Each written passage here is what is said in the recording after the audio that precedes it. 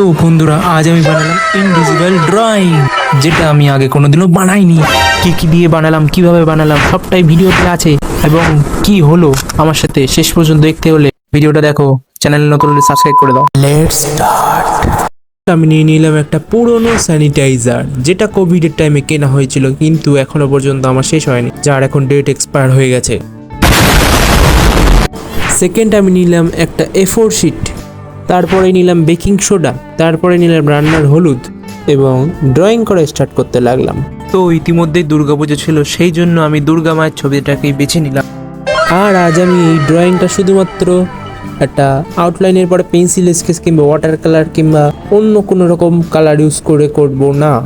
আজ আমি করব খাবার সোডা, স্যানিটাইজার আর রান্নার হলুদ দিয়ে ড্রয়িং। এটা আদৌ কেমন হবে সেটা দেখতে হলে ভিডিওটা অবশ্যই শেষ পর্যন্ত দেখো এবং চ্যানেলে নতুন হলে সাবস্ক্রাইব করে রাখো।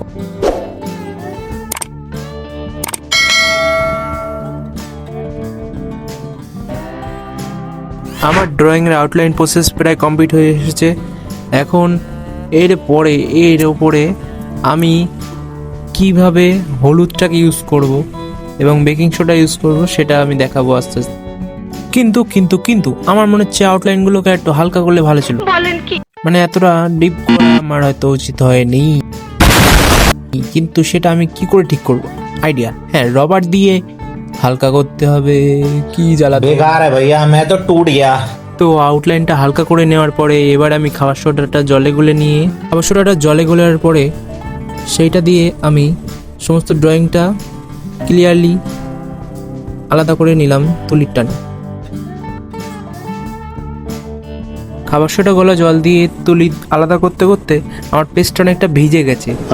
তো সেই জন্য কিছুক্ষণ আমি পেস্টটাকে আলাদা সাইডে রেখে দিলাম এবং ততক্ষণে আমি স্যানিটাইজার আর হলুদ দুইটাকে ভালো করে মিক্স করলাম, যেটাতে হলুদের পরিমাণ কম ছিল ও স্যানিটাইজারের পরিমাণ বেশি ছিল।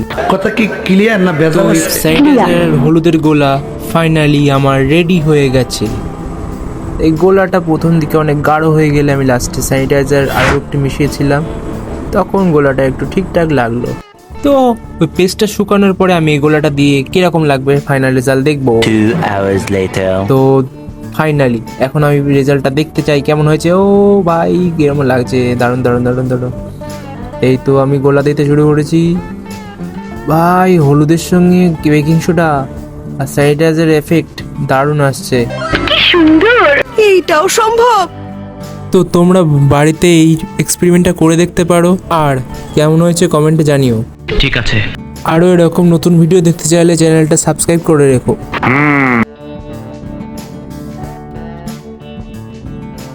তো আমি সম্পূর্ণ ছবিটাতে হলুদ আর স্যানিটাইজারের গোলাটা দিতে লাগলাম এবং পুরো ছবিটা যেন অদৃশ্য ছিল আর আমি দেখতেই পাচ্ছিলাম না, কিন্তু এই হলুদ স্যানিটাইজার দেওয়ার পরে পুরো রিয়াকশন দেখা দিয়েছে।